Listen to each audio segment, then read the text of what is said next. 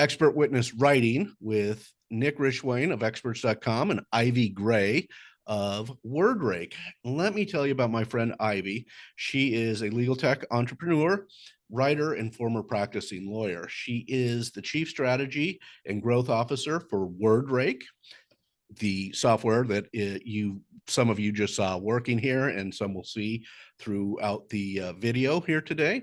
We're going to do a little bit of showing you how WordRake works, along with this incredible presentation that Ivy has prepared for us. Before joining WordRake, Ivy practiced bankruptcy law for 10 years, worked on globally significant cases, for American Airlines, Kodak, and Dewey and LaBeouf. She is a big law lawyer, and she also, before law, studied journalism and public relations and advertising. She has received her LLM in taxation from St. John's University, or I'm sorry, yeah, your LLM from St. John's University, and but your it was JD. in corporate bankruptcy. Oh, it's corporate bankruptcy. I thought it was taxation. Yes. Oh, no, I was on the tax journal, but forgive me. And she's a University of Houston Law Center law school grad. Ivy, thank you for joining us. I'm really thrilled to have you here. You're a wealth of knowledge on writing and many other things, and I'm going to turn it over to you. Thank you so much for having me. So I'm excited to be here, and hopefully I can help you with some context and help you know where I'm coming from so that you don't think my advice is just totally off the wall. So we'll set the stage, and there are a ton of slides, but I promise you I'm not going to actually make you get through all of them. I really wanted to create something that you could have as a really good takeaway. So yes, sound good, Nick? It does. It sounds great. And I know people will ask this even when in the questions, and you'll ask it when it's over. Yes, this is recorded. Yes, you'll get sent the replay, and we'll also include the slideshow in the follow-up email. All right. So one of the things that I had in mind when I was putting together these slides are, or I guess two things. One, for the experts, if you just don't know where to start, or you don't know what to do, and you want to have a checklist or something to refer to for yourself, hopefully these slides will provide that. And hopefully they'll also help you with conversations when attorneys go to hire you. And then for attorneys who have never worked with experts before, hopefully this will help you know where the pitfalls are, and also help to prepare your experts when they're writing for you. So without further ado, let's talk about the role of experts. You need to know your role in your context. Are you in state or federal court? It's important because different rules will apply based on who can see or discover that report. I'm going to talk about federal court. Is it a criminal or civil matter? Your report will be used for different purposes, so you should prepare for that as you write. And then, are you a testifying expert or are you a consulting expert? Those are two different types of experts, but one is only providing background for the lawyer to work with their case. So with all those things together, we're right here in the sweet spot, right in the middle where all of those things overlap. I really don't know anything about criminal law. I've only done a little bit of state court. So we're going to stay in my lane in this sweet spot. So just helping you set the context of where you are. We are focusing on the reports for testifying expert witnesses. The consultants, you want to write well because your lawyers will see it, but no one else is going to see it. Lay witnesses don't produce reports. So to give you the backup, here's the information that you need about the different experts. If you're new to this, you'll want that information, more information for if you're new. So now let's talk about the sources of the law that I'm going to be using to support my goals for editing. So I bring the federal rules of civil procedure and the federal rules of evidence, the Supreme Court cases that really guide expert testimony and admissibility and how courts will look at that, and then other influences. So I obviously care deeply about clear writing principles, but those are informed by psychology and how people feel about your writing. So all of this goes into the advice. I don't like to say you should do this better because I said so. Who am I? It doesn't matter who I am. You should write well because it's your job and you have a job to do. So how's that sound, Nick? That sounds great. And I should mention, folks, these SCOTUS cases are, some of you are also familiar with the Fry case. That's also very common. That's in the state court. Again, I'd be focusing on the federal court, which I know most of you are also familiar with because it's sort of the guiding light for what happens in state court. But yeah, Fry test is still applicable in quite a few states. So just the reason you don't see it there is this is federal specific. Yep. All right, so you have been hired to write a professional report. So act like a professional. Slopping things on paper, not going to help you, because clear writing is clear thinking and clear thinking is compelling.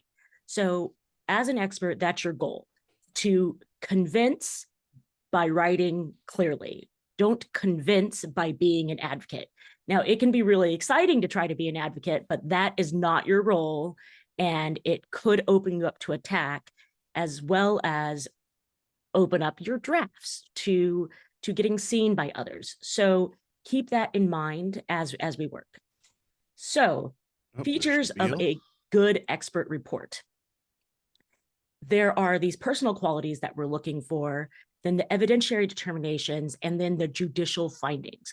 All of these things need to work together for your report to have the impact that you desire. Now, what underlies all of that? Obviously, clear writing. It feeds into showing that you're independent, reliable, that your report's relevant, and that it should be actually let in so that the fact finders can see it. So let's go back to the who cares. Well, you're hired to explain, so you must write to educate and inform. You must connect information, don't collect information. I know it's super exciting to just take everything that you've learned and stack it up and list all the stuff because you think it's going to make you seem impressive. But it doesn't help if people don't know what to do with that information. So remember, connect, don't collect. So you're not just writing out all the facts all over again. Right. Okay. Exactly. So we're going to talk about editing. And one of the big things about editing before you give your report to the lawyer is that if you don't edit, your lawyer will. And the more that your lawyer is touching your work, the more concerns you have about whether your work is really independent. So don't invite the lawyer to stick their fingers in things. As a former practicing lawyer, I know that I like to stick my fingers in absolutely everything. Nick knows that I have opinions about everything. So when you're working with people like me, they're going to want to touch it all. And if you edit first, they will be less likely to touch it, and they'll be more happy with what you provide. It will be more credible. It will be more independent, and that's what you need. There's a danger here too, Ivy, that you and I kind of discussed in preparations for this. An attorney deciding to make edits in your report may not be the best thing for you, because they may then ask you about things that you did not write because they edited it. And that puts you in a danger zone because you may not remember it because you did not write it. That adds to the potential for impeachment. It certainly could harm your credibility. So you got to exercise some content control here, or version control, as they would call, as we call it in software space. Absolutely. So these are the standards that you'll be judged on. And again, this is more stuff for you just to have while you are at home and working on your own, and making sure that you are following through doing the things that you need to do. The more that you monitor yourself, the better your reports will be, the happier the lawyers will be to work with you, and the less of a paper trail you'll have. So keep it in mind, monitor yourself as you work. So more on and you're going to have this reference list, that this entire slide deck, folks, so that you can refer back to it when writing your next report. So it'll be with you after the meeting, after the webinar today. All right. So more on the who cares front. People are going to see this. you're not writing for yourself. So they'll see what you wrote and they're going to judge you for it. That is what you're putting yourself there, putting yourself out there to do. And I think that a lot of people think that only the lawyer is the audience for their reports, but that's not true. You have three audiences when you are writing. So you've got your hopeful audience, though that's the lawyer that hired you. And they really want your work to support their clients, support their theory, get them to where they want to go. But you really need to be objective. So keep in mind that they're hopeful and they're going to try to push you that way. And then you're going to have the hostile audience. So opposing counsel is trying to like poke holes and come up with reasons to disqualify you or say that your report is just rubbish. And then you have the jury or the fact finder. The jury doesn't typically see your report, but they will hear about it through opposing counsel. They might see snippets of it. And these are very hostile audiences. And so you need to write to make sure that they can't misuse what you've said. You need to be really thoughtful. And then the judge is more of a neutral. And as they're looking at your report, they're saying, will this help the jury? Should this actually be admitted? So it's really easy to just make your writing really bland and then end up saying a bunch of obvious things that don't help the jury take any further steps. So you don't want that to be you. So there's Ivy in that yes, slide. I like how you've categorized this as hopeful, hostile, and neutral. There is another audience, and you may cover this in a upcoming slide, but there's the future hopeful and hostile and neutral audiences. Probably less on the neutral side in the future, but you're going to have future potential retaining counsel looking at old reports that they can find, and you're going to have future hostile audiences. So there's kind of an exponential aspect to this. Think about how people are going to review these things in the future. definitely. So just more background. All right.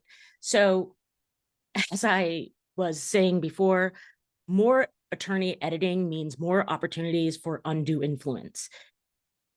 And the more the attorney edits, the more you're going to look like an advocate, not a neutral expert. So And I a look at bigger it. fear there, Ivy, Yeah. would be a total misunderstanding of the science. Yes. Lawyers, and I can say this because I was one, but lawyers always think they know more than they really do. So we will edit things into oblivion and it will end up not saying what you meant it to say. And then the lawyer will fight you with it. So Yep. you don't want to do that. You want to make sure it's clear so that even a lawyer can understand. So I think of it as this division of labor where the expert is focused on the substance and the lawyer is really just there to check form. So expert, no legal conclusions. You don't get to say that something was negligent. That's not your job. And the lawyer doesn't get to say that something followed followed standard practices or gap or what have you. That's not their realm. They don't know. So I mean, maybe if they're a CPA, they know about gap, but really everybody needs to stick to their lane. And the only place where you should overlap is this little small part right here. Okay. And then finally, the last thing before we get into the substance with the who cares, in federal court, you are less likely to have your drafts discovered, but in state court, a lot of it is discoverable. So you have a serious risk if you are out there creating multiple drafts. And the big answer to that, I would say, is save over your drafts and clear your metadata. So this is just the quick guide on how to do that.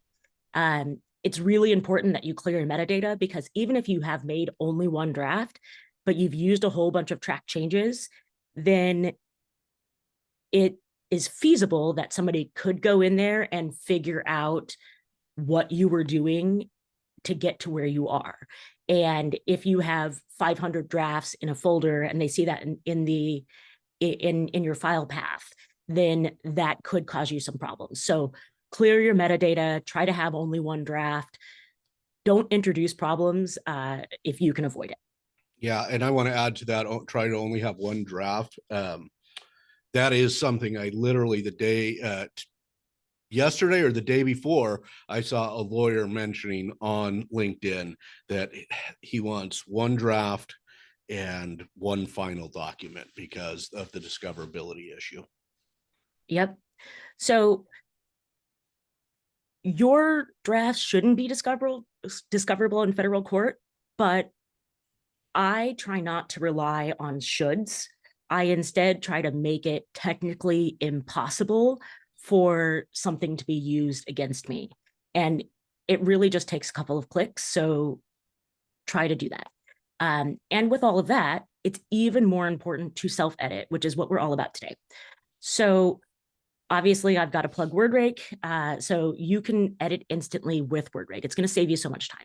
Now, if you think that you're an excellent editor, let's test you.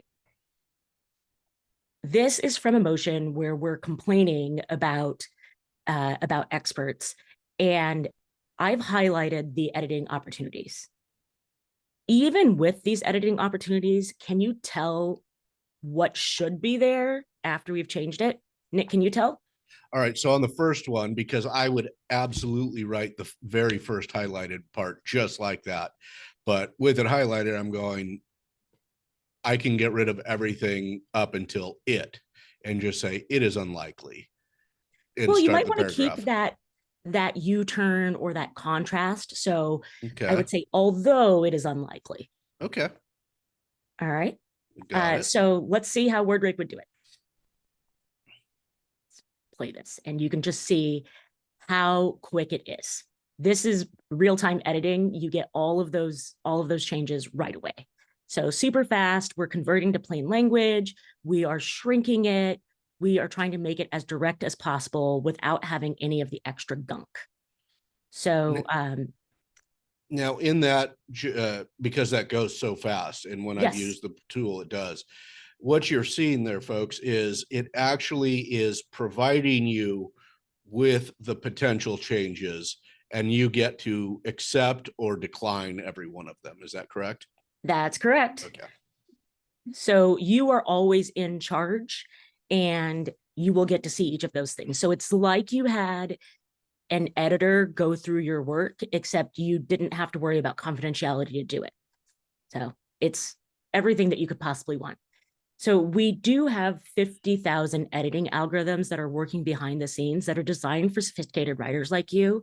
We will work with technical writing, we'll work with scientific writing, we will do all of that, and we'll work with legal writing. So when I was preparing with Nabil earlier, he mentioned that it's great to use the tools that lawyers use. It's just going to be safer. So if it meets their confidentiality rules, then it's going to meet your confidentiality rules, which we definitely do.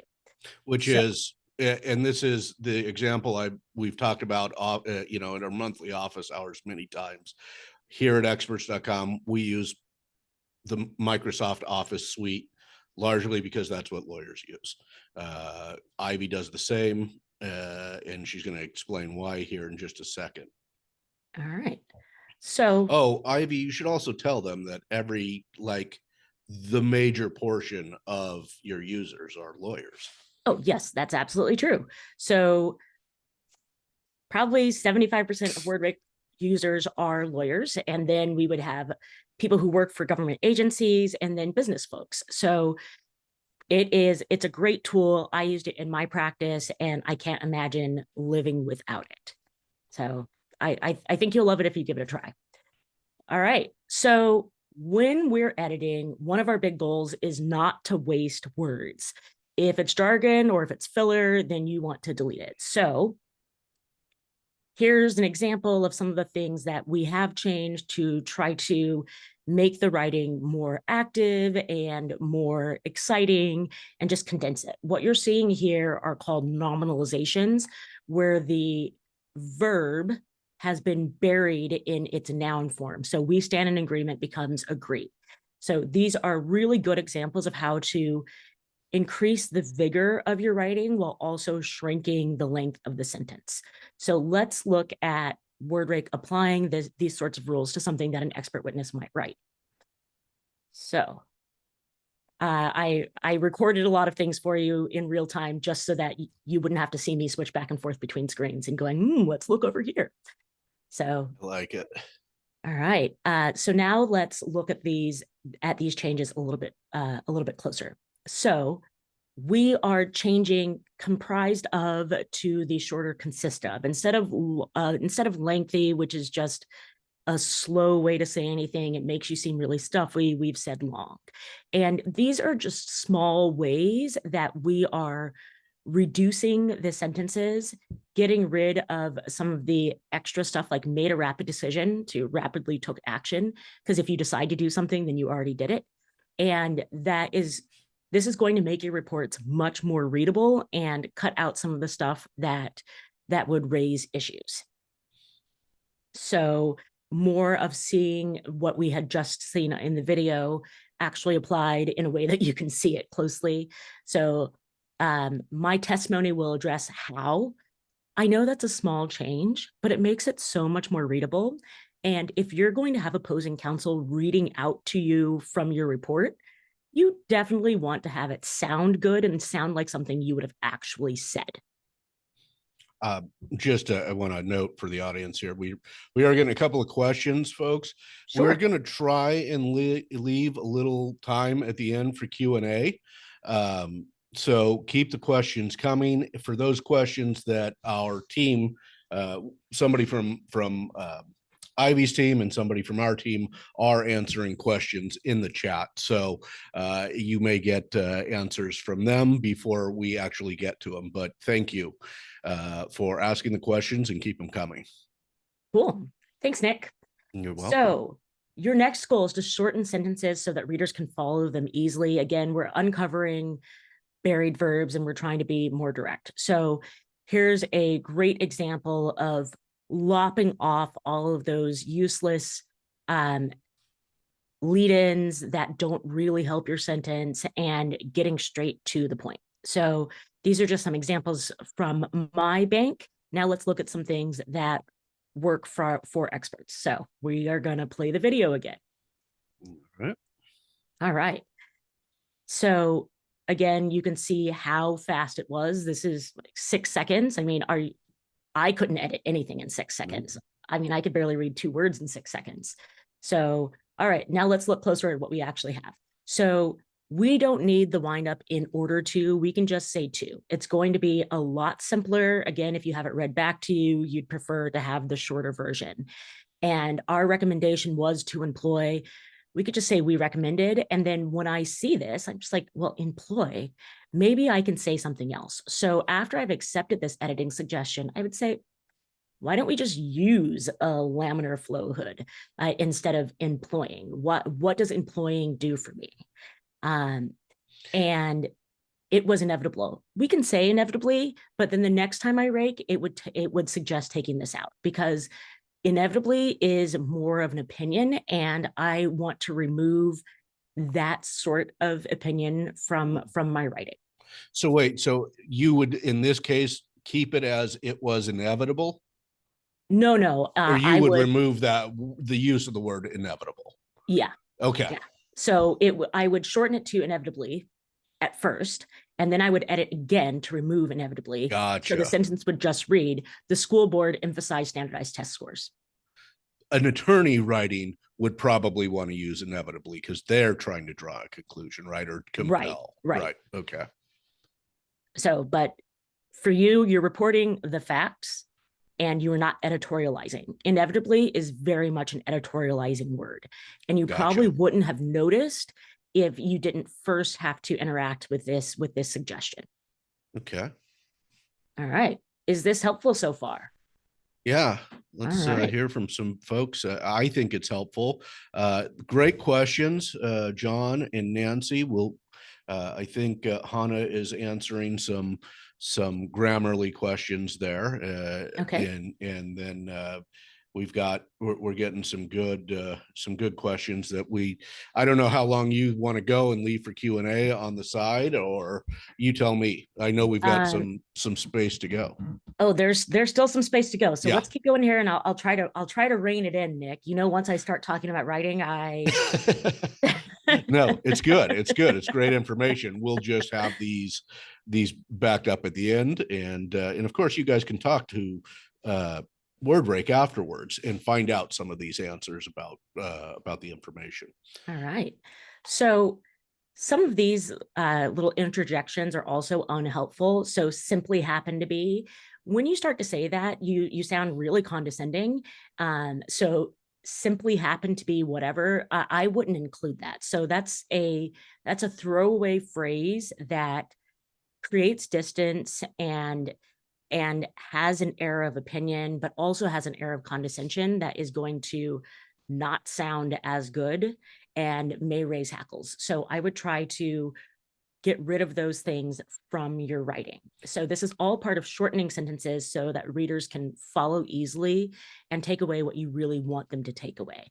So here's another great one. Ivy, Yeah. I want to go back 1 second because Ted just asked something to do with that inevitably that we were discussing. Oh yeah, let's go back to it. So I mean, that's very timely.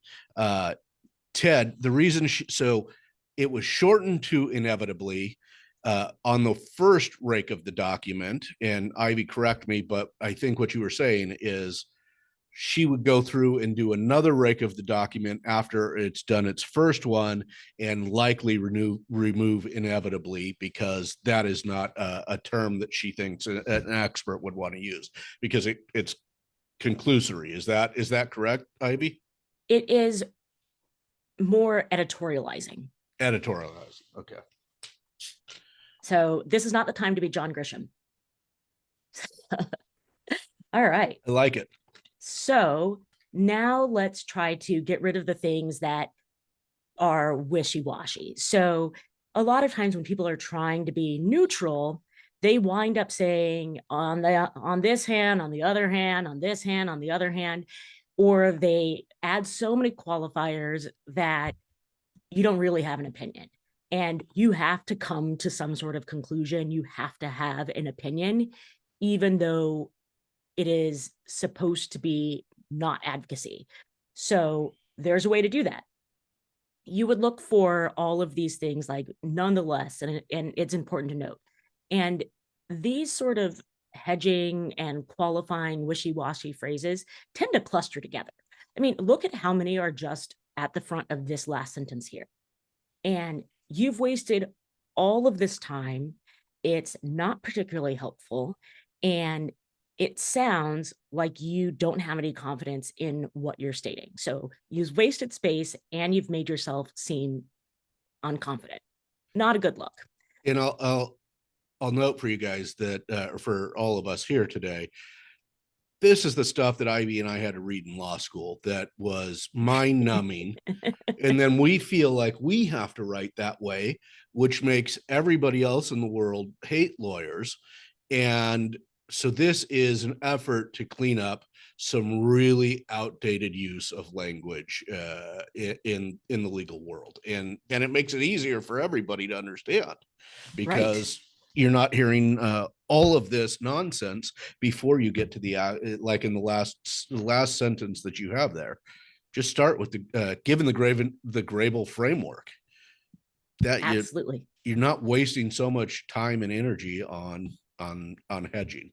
So Yep. this is straight out of how awful the case laws is, right? I mean, case law is written pretty poorly. Yep. And you get desensitized. Yeah. So if you want to write something that people actually want to finish, then get rid of all of this filler gunk. And you'll notice that most of these start with and or but. It is okay to start a sentence with and, but, or because. And we're going to see that in some of the templates that I will show you later, but it is okay. Just get to the point. It's okay to say I.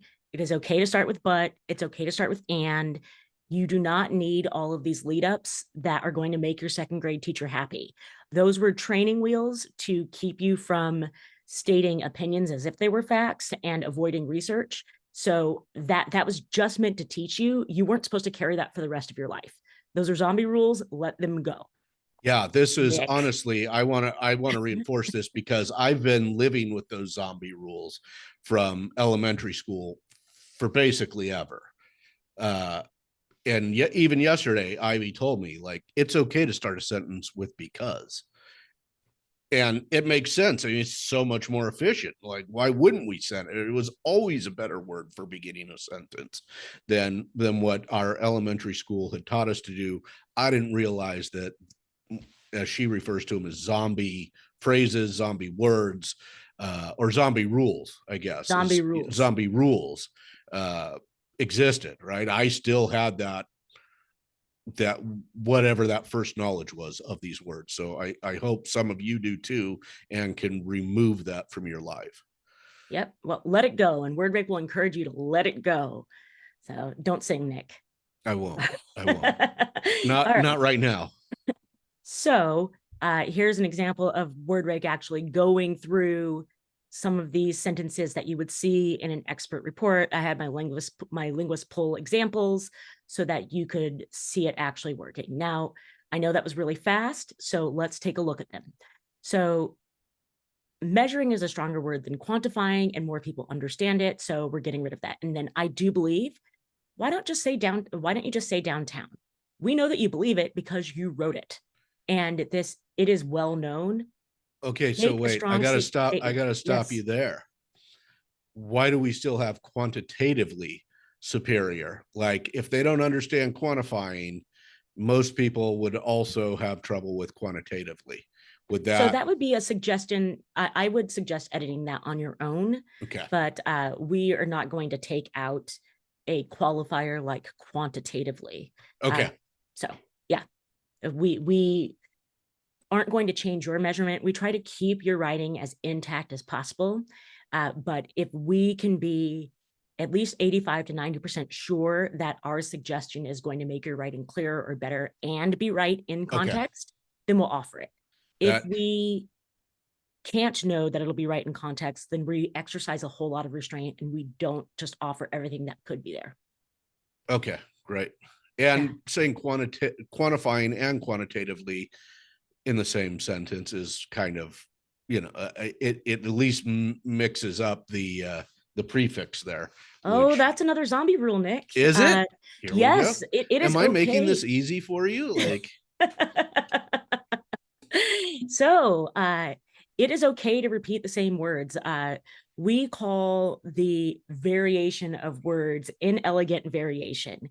And lawyers, especially, will say, well, if you wrote this one word here and then change the word over here, did you actually mean two different words? Is that a distinction with a difference or not? So repeat the same words, pick your thing and stick with it. It is okay to use the same word in the same sentence twice, 3 times. Consistency is better than inconsistency. excellent. Thank you. All right. So just more examples of how we can edit. I mean, it appears to me that, why would you reduce the impact of what you're saying by hedging like this? Yeah, You are hired to be an expert. You don't need to hedge. that is having confidence in your opinion based on your knowledge and experience. Yep. Yep. So don't add all this other stuff. You do not need it. It's a waste of space. And what you were saying is going to be much stronger and easier to read if you get rid of these filler qualifying throwaway phrases. So, okay. And just more examples of that. Okay. Our next goal, be persuasive without becoming an advocate. So no legal conclusions, no grandstanding. And when I say no grandstanding, here's a great example of what I mean. Borders on the laughable. Please don't say that. Lawyers shouldn't write that. No one should write that. Saying that something is trivial or irrational. These are the sorts of things that you say when you are trying to put down somebody in an underhanded way. And that is advocacy that doesn't go over well when lawyers do it. It doesn't go over well when the experts do it.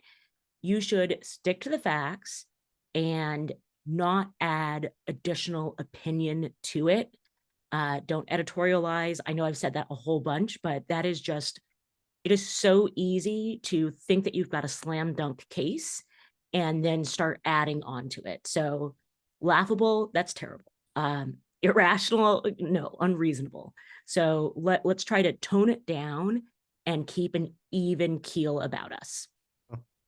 Which goes right back to your previous slides about being neutral and credible. Exactly. You want to stick with those things. You are not the advocate. Yep. So just adding a little bit more to that, I spelled it out here because it's so important. And sneaking opinions into facts is bad. So these are some of the telltale signs. So grossly negligent. Okay, it is not up to you as the expert to decide that something is negligent. That is a legal conclusion. So that's not up to you to make. Clearly defective. You can say that it's defective, but I wouldn't add clearly, obviously. All of those things are concerning.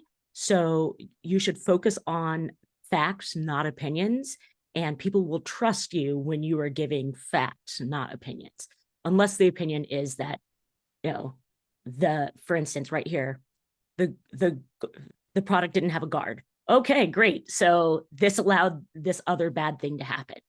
That is clear. It's a statement of fact. It's not opining and saying, oh, it was dangerously bad. So leave that to the lawyer to argue, not you. And I think, what in that first paragraph that you're covering, Ivy, what most of you will probably have are a set of standards from whatever safety association or the hospital standards and practices.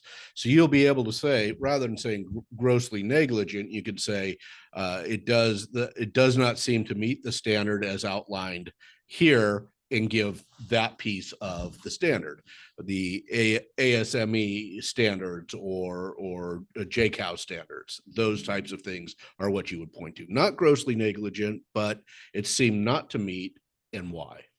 Right. We'll definitely look at that when we get to the templates. And so I will hurry up so that we can get there. Okay. All right. So the last thing in the goal is to be helpful by creating a guide.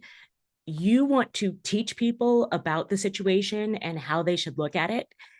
You shouldn't just give them an undigested data dump. So listing every fact that was available and not saying why it's important, not helpful. And we call that catalogical writing because you're cataloging what you found, where you really want to have analytical writing, where you're analyzing what you found and connecting all the details. Again, you're going to see this in the templates, which I'll get to in just a second. So I will try to jump through this really quickly. My favorite way to make sure that I'm connecting all of the dots is to use these 3 editing strategies. And they are expansion, combination, and reduction. And expansion, I think for you, is going to be one of the biggest ones. It is making sure that your reasoning is clear. Instead of saying, well, I'm the expert, so you have to take my word for it. Why? Why is your method reliable? So the best word you could possibly use is going to be because. So make a statement, add because, and then explain why. It's huge. So combination also is going to be good. Smush, like reduce the stuff, put the pieces together, make sure that you understand why they connect, and that somebody who's not super familiar with the facts are going to understand how things fit together. And then reduction. We've seen a whole lot of reduction so far throughout all of these examples, where we're just getting rid of the things that aren't actually doing anything for us in our writing. So those are the 3 major strategies that you should practice to make sure that every sentence really matters. And this will be available to you, but it's a breakdown into understanding what the problem is that you're addressing and what words to use to connect those things and examples. So now, again, lawyers shouldn't be ghostwriters. So make sure that you keep that together. If you're new lawyers who are working with Experts.com, you should study all of these things to make sure that you know what you can say. So before I get out of this section, experts, if you're working with lawyers and they are trying to line edit your writing, they want to give you your report back and track changes, maybe push back and ask them to ask you questions about your work. So you don't want them to rewrite for you, and questions will help them avoid that. So can you explain this method in simpler terms? These are things that the lawyers should be saying to you that will guide you in what else you should be doing to make your report better for the lawyer.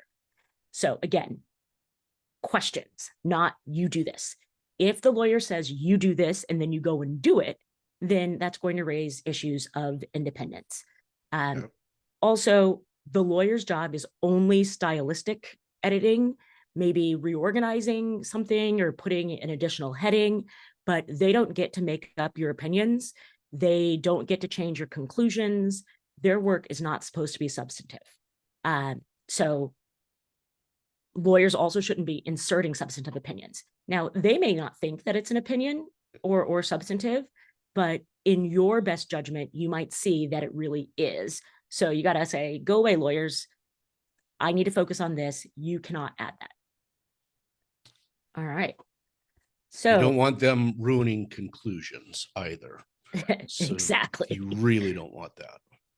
So in this next section, this is all stuff that I want you to take home and use. So there's a ton of stuff here, and it's mostly so that you can have a guide for when you're working on your own.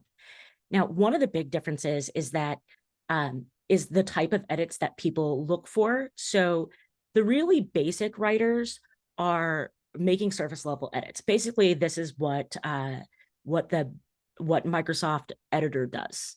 It's just trying to get it right. You are called on doing more than getting it right. You should consider global revisions, reorganizing your ideas and making more edits, and then going back to things. The first thing that you write shouldn't be the only thing that you write, but don't create a new document. So look at it again, give it time to develop. And the more thoughtful you are about your work, the more you'll get hired. So the minimum that you should be doing is replacing academic terms and officialese. So don't use utilize. Utilize is only for when you are using some item in a way that it was not intended.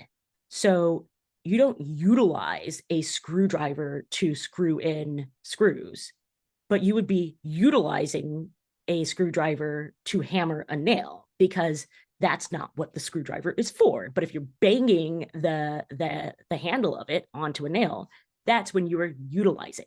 So think about the actual meaning of these words and don't just try to sound smart, because if a lawyer gets in there or opposing counsel gets in there and they can read a distinction into the words you've chosen, that can be a problem. So if you write utilize thinking that you sound smart, and opposing counsel is like, well, really, what would you have used otherwise? Why didn't you, like, God forbid that happens. Then you'll just be flummoxed because you won't even know what the difference between utilize and use is. So this is a really great point she's making here about using your writing to limit those potential impeachment items when deposition arises. So the report comes before deposition. This will help you to limit that just based on your writing. Yep. So this is the minimum editing checklist. If this is all you have time for, then great. And now I have more things that you should think about, and they're with your goals and focus and everything else, structure, clarity. Again, you'll have these things to go through, and WordRake is particularly good at number 4 and 5, which is clarity, tone, credibility, just getting rid of stuff like I believe or I think, always, never. You don't want those things in your writing because that's only going to cause more problems. So more for you to go on. Now let's look at the templates that I've been promising. All right. So when a lot of times people will take a really long time to write because they just don't know what to say. So these are templates that I've come up with that help you to string together your words, and you really just fill in the blank. It's like a boring Mad Libs. So when you're explaining why something is relevant, say this matters because blank, which shows blank. or contrast or carve outs. Words like although are great words to show contrast. Now, this is wonderful if you have something that seems obvious and what you're about to say is going to go the opposite direction of that. So you set it up with although. This signals to somebody, all right, I am about to tell you something that's going to surprise you. But you don't want to say this is going to surprise you, but instead you use a simple word like although. And then you explain why it is contrary to expectation. So just more examples here, and explaining your findings, explaining the evidence. These are all great ways to make sure that you are delivering on what you promised without adding more than is necessary. I like it. So more on opinions and application. Do you want to talk about the methods or the application reliability? I know you love that part, Nick. Honestly, I want to get to the part which is in the report, how you start with the conclusions. Oh, yes. Okay. I think that will be more helpful for them. All right. So for you, you need to prepare yourself to be persuasive. And this is stuff your lawyer probably won't or can't tell you because it would be considered priming or it could be discoverable, but a third party saying what you should do, that's pretty good. So my big thing is that you should not leave your reader with questions. If you leave your reader with questions, they will answer those questions for you with assumptions that probably don't work in your favor. So show all of the steps. Don't just skip from raw data to conclusions. Tie all of that stuff together. Cite authoritative sources. That's not ChatGPT. Doesn't work. So point to your source, your peer-reviewed studies, industry standards. All of those things will explain why you did what you did, how you did it, or how you thought through those things. Tables and charts are good. Identify any assumptions and explain why they're reasonable. So if something is just not available to you, say, I assumed X because this thing wasn't available, and it is standard in the industry to assume that X. Then that makes it makes it an okay statement. It also explains where you were coming from, and it leaves less room for you to be attacked later. Okay. So the same with discussing alternative methods. Why did you choose your method? Why is your method the better way? And if you chose a different approach that maybe is new or it's upcoming or it is the second favorite standard, then why did you choose your method? And why is that better in this particular situation? So think about all of those things, but never just because I said so. If that is if you're right because you're right, then that's going to be considered unreliable. Yep. So this is the part that you were waiting for, Nick. Yep, this is it. All right. So organize your report around questions that the court must decide. And it's really important to lead with what you're doing. So start with the core opinion in plain terms and then build the support, because people are going to skim. They likely won't read the whole thing unless they think that there's some value. And if people are only going to read little bits and pieces of what you have, they're going to read an F pattern. So they'll read the top line, they'll skim down the side, they'll read another line, they'll skim down the side, they'll read another line. So based on the science of reading, understand what their eyes are going to, and it's going to be that very first paragraph where you're stating your core opinion.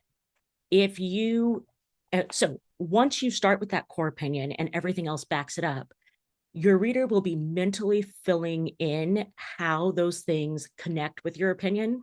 But if you wait until the very end to give your opinion, then the reader will come up with their own thing, and they will be supporting their own, their own headcanon of whatever it is that they think is happening. And then if what the story that they've constructed doesn't match with your conclusion, then they're going to have a really hard time connecting those things. So give them the thing and then allow them to just keep slotting it into place where they know that what you've said must connect with this for whatever reason. They're going to be more generous if they know where the information you're giving them is supposed to go.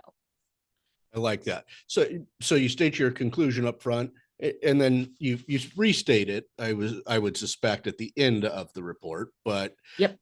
you guide them through it with this aligned, use the structure aligned with legal expectations, which I think is fantastic. So that is, I think that's really important for my members to understand. So thank you for that.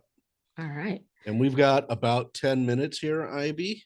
Okay. So I will wrap it up. So just remember, professional, neutral, clearly ignored, not good. So be an expert, not an advocate. That is a problem. Write for readers who are not experts. The less your reader knows, the less tolerance they have for long sentences or long paragraphs. So try to make it as simple as possible for readers to understand what you're talking about. If it's unreadable, then it's unhelpful. And if it's unhelpful, then it's inadmissible. So if somebody either thinks that if the judge thinks that it is not going to do anything to help anybody decide anything, not good. If so, either because it's just so cluttered and difficult, or if it just seems so pathetically obvious that it wouldn't be helpful and a jury could figure that out themselves, then that would also be inadmissible. So be readable, be helpful. And if you do those things, then you're more likely to be admissible. The last section is one of my favorites. So I hadn't thought about this until I started learning from Gary Kinder, who's WordRake's founder. And it's really about the difference between facts and relevant facts. And I don't know how I made it through 7 years of law practice without making this distinction. I mean, I'm kind of embarrassed. So a fact, it's like, oh, well, that's true. So the company was founded in 1978. So what? A relevant fact is that the company may have existed this long, but it had no safety violations before this particular incident. That is a relevant fact. So you've got this long history and of good behavior, of safe work. And that shows that this maybe is a one-off. You don't need to say that the company was founded in 1978. No one cares. That doesn't bear on anything. So make sure that everything that you do and you focus on is relevant. Now, can your attorney tell you this? No. But can you make these choices? Absolutely. So this is a template to help you really see where the items are relevant and the things that you should focus on. So, and in that, I love that 1978 item. We discussed it in preparation. You may have to, if you put the relevant fact of they had no safety violations before 2021, the other fact may be, which you'd be distracting from by talking about being founded, the other fact may be they have had none since that 2021 incident. So you're distracting with the founding of the company. right. So we will get to we'll do the Q&A part. I just want you to know that there are a zillion resources available for you that are going to be in all of these things, including law review articles and other technical writing articles, because I am that sort of boring person who cares about that stuff. So it's all available for you. And hopefully this will be your free booklet or your guide to get to where you want to go and learn to be a better expert report writer. All right, Nick, over to you. Ivy, I think there's something you want to share with them in the next, is it the next slide? You are right. Look at that. I am such a bad salesperson. So we are doing this great collaboration with Experts.com. And as part of our collaboration and our thank you to you, we are offering a 30% discount on WordRake for everyone who's attended. So just go to WordRake.com/buy. And on the last screen of checkout, enter Experts30 and you will save 30% on a year of WordRake. Now, can you afford WordRake? Yes. It's only $149 per year, per user per year, or $229 per user per year if you get it for Word and Outlook. So it's safe, it's affordable, it's going to do the things to your reports that attorneys wish you did. So this is on the screen now. There'll be a follow-up email. And thank you so much, Nick, for making sure that I talked about it. My pleasure. So let's get into, and Ivy, can I keep you a little past 12, or do you Yes, have a sure. hard out? Okay. So John asks, excellent, he talks about excellent content. He asks, he recently got a question by opposing counsel. Did you use any AI or text editing of AI content generation tools in your report? How I think it's important that you explain that WordRake is not the AI content tool. So can you kind of describe the difference there and how Sure. you might answer that as a member? So generative AI is creating new content, and it does that by using whatever you put in as a sample that guides what it's going to put out. So it is creating something new every single time. Nothing that you enter ever holds stable when you're using generative AI. So that is why courts have been really into requiring disclosures and limiting how you use generative AI in your documents. And because generative AI is constantly making new things and it has no requirement to keep what you had stable, that's how you get hallucinations. And hallucinations are what makes it creative and flexible. And it also is what makes it so that it's not outputting copyrighted information. Mm. So it's really important to have that flexibility, but it can be a really ugly surprise if you're not expecting to work with a tool that works like that. First, so WordRake, for example, is not generative AI. We wouldn't even call it AI. It is algorithmic editing software that is a lot more like spell check from 10 years ago. We are more flexible than that. Our algorithms are patented, but we are not AI. We don't harvest any data. We don't train on your data. And nothing is just running amok by itself with no humans to see it when we create it or when you use it. And it's plugged right into your Word, Right. It's a word right? added. Yeah, So added, I would excuse me. say that anybody who asks, did you use anything? I would say, no, we used algorithmic software. It runs just like spell check. Oh, okay.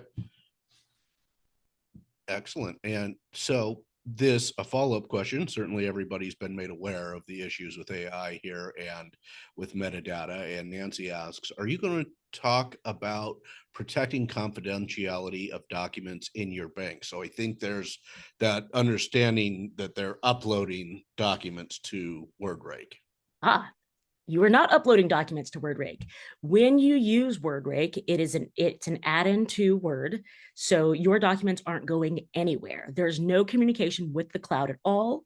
So your information is not transmitted, your information is not stored. We can't even see your information at all. We have no insight whatsoever. Once you get our tool, it's yours to use, and we see nothing. Wonderful. And I think that answers your comment, Kelly, on HIPAA compliance. That would still be your issue. Right. Kenneth asks, he's a psychologist. The most offensive wordings he sees are the improper use of legal terms. Does your product edit out expressions such as speaks to or sets forth and similar phrases? We will change things like sets forth if we can do so reliably and based on the context. We will not change speaks to that hasn't been a request, and a lot of our lawyers like to use it. So our primary audience is lawyers. So we will leave the things that lawyers really want to see, and and that's just one of the things that they like. But if you never want to see that again, you can actually change your spell check to make sure that it flags those things and you take it out so it can treat it as an error. Right. Scott says, let's see. Oh, that I think Scott, it does, it looks like you were answering somebody else. Sorry. Howard asks, in WordRake, do you have to tweak the back end for it to get a better result? I'm not entirely sure what that means. Uh, So WordRake works right out of the box. You do not have to do any sort of user setup. You don't need to create your templates or anything. And it is based on whatever you've written. So if you didn't use legalese, then there's no checklist. You're not going to get forced through something where we're saying, looking for legalese, none found, moving on, looking for this, none found, moving on. It's just responding to what's actually on your page. And there's no style sheet or anything that you can add. I can recommend style sheet tools if you want to use those. Oh, and if you are insisting on using generative AI, let me tell you about this awesome tool, Camo Text. So if you feel that you just have to use ChatGPT, you cannot write something if you don't use ChatGPT, then anonymize it first before you put it into the tool. So this is Camo Text is a company that Nick introduced me to. It's an offline anonymizer, and it will get rid of all of these in any sort of identifying information, so dates, names, etc., and it'll put in placeholders, and then when you copy and paste the anonymized version into ChatGPT, it'll retain all of that and move it around as if it is a regular name, and then you can copy paste it back out and reverse everything with this anonymization key. So pretty cool. All right, this came up a couple of times. Yes. So, folks, we're obviously only going to have a few more minutes here. So, if you go give thumbs up to the questions you really want answered, go ahead and do that, and they'll be higher. But Ben had asked, and so did some others. He delivers reports in PDF. Does that take care of the metadata from Microsoft Word? Does that make it the metadata disappear? I would clear the metadata first. So I don't know what version of PDF you're using. It's just, there are so many ifs and caveats that I would just clear the metadata. It's 3 steps. And I'll go back to those 3 steps. So because it is much easier than you think. There's really no reason to take the risk. So go to the home tab on your ribbon. And once you click that, you'll end up with, you'll reveal this sidebar. On the sidebar, click info. It's only 4 lines down, so it should not be that painful to find. And once you click info, you will reveal this section. Click on inspect document. And when you do, it'll give you an extra drop down where you can clear everything out. So inspect document will get rid of anybody who's edited, the related dates, how long you edited, any titles, any of the file paths, all of that stuff will be wiped out of your document. So I would do that and then turn it into a PDF. Wonderful. Wonderful. Let's see here. Ask me more technology questions. These are her favorite. Mike asks, this is an interesting one. Does WordRake leave an invisible watermark? It does not. There is no sign that WordRake was there at all. Okay. I like that. Let's see. Can WordRake convert text to a table? Or how does it interact with tables? Maybe it will edit text in tables, but there is no reason for WordRake to convert text to a table because that feature is already built into Word. Just highlight your stuff, go to insert, and then do convert text to table.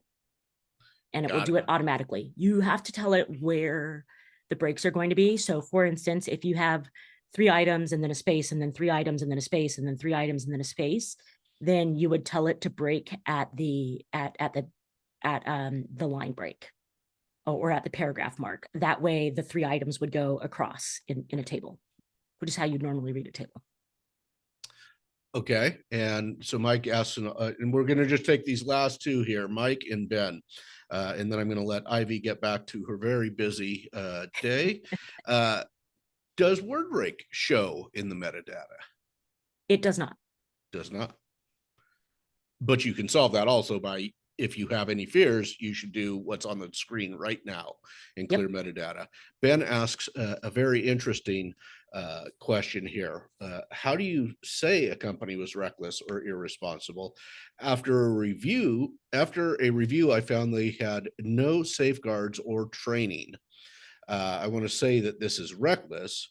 You were sort of saying, or his perception of what you were saying is not to make those conclusions. So I would say, after review, this company did not have any records or training, which does not follow ABC standard for workplace standards. Industry standards, any Right. of those items. Yeah. Um, all right, folks, that's thank you for being here. Ivy Gray, you can reach her at sales@wordrake.com. She can put that up there. This information will be in the document that we email to you along with the replay. And any questions, WordRake's got a ton of information, ton of blog posts, lots of videos. So please reach out to them directly. Ivy, thank you so much again for this. And I suspect we'll hear people want to have you back in the near future. So I will be calling you about that. Well, any excuse to hang out with you, Nick. I love it. I love it. Thanks, Ivy. Thank All you, right. everybody, Thank for being you. here. Take care. Bye-bye. Bye.